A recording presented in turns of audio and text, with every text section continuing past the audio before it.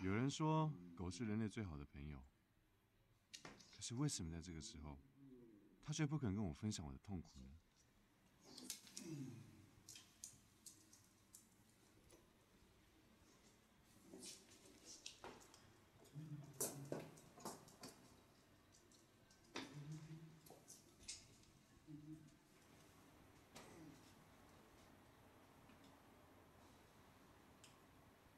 不知道算不算是一个记录呢？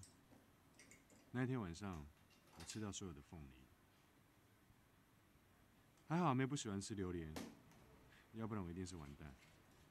我好想去倾诉一下。Je pense que ce plan de Chungking Express est l'un des plus beaux et peut-être mon préféré. Déjà, disons ce qui est le plus évident, il est magnifique visuellement. On retrouve l'ambiance hyper stylisée de Wong Kar-wai et de son chef opérateur, Christopher Doyle, avec ses jeux d'ombre et de lumière et ses néons verts saturés. Mais c'est aussi un plan très poétique et un moment clé dans la narration du film. Là où n'importe qui serait en train de se morfondre après une rupture amoureuse, et Ji-woo, le personnage principal, mange 30 boîtes d'ananas périmées et joue même avec son chien.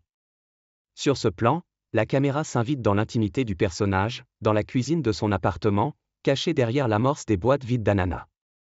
En le suivant du regard lorsqu'il se déplace, lorsqu'il se lève et va vers le fond du champ, on est dans la vie privée d'une personne seule, en position de témoin sinon de voyeur. Quand même si le personnage est dans sa zone de confort, il reste très fermé quant à ses émotions. Dans la première partie du plan, le contraste avec la lumière cache son visage et empêche de voir ses émotions. C'est un trait de caractère qu'on retrouve dans le film. À un moment, il explique qu'il court pour évacuer l'eau de son corps et ne plus en avoir pour pleurer, technique plus ou moins efficace. C'est assez déstabilisant de le voir jouer et narguer son chien, s'amuser alors que sa voix en off mentionne son chagrin d'amour avec un ton tout aussi décontracté.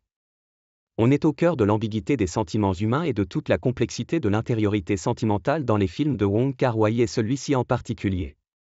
Maintenant, que se passe-t-il vraiment sur ce plan? J'ai vraiment cette impression d'être face à un homme seul qui accepte et assume sa solitude. Abandonné par sa petite amie, il cherche du réconfort en se tournant vers son chien. Si on regarde d'un peu plus près, le chien ici ne se laisse pas prendre et s'en va. D'un point de vue d'acting, c'est très intéressant. François Begodeau, critique de cinéma, expliquait que le chien était le meilleur acteur puisqu'il ne peut pas mentir, il ne joue pas, il agit tout simplement, avec ou sans caméra.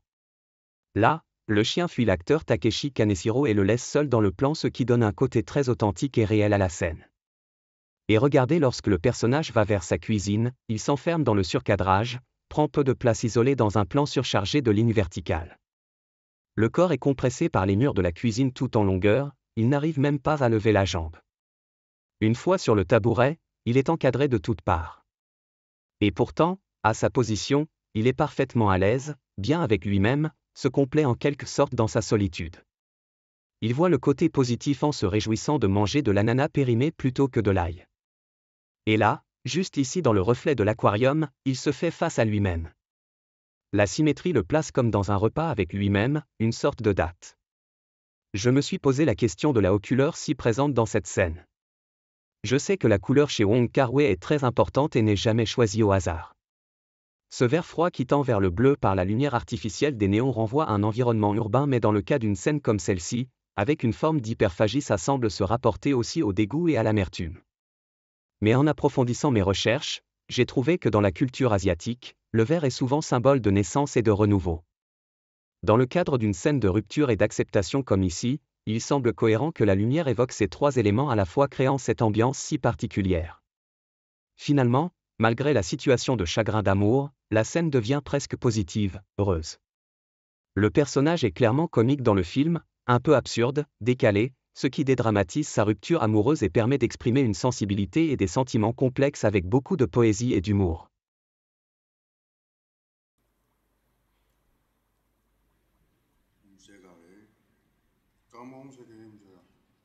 有人说狗是人类最好的朋友，可是为什么在这个时候，它却不肯跟我分享我的痛苦呢？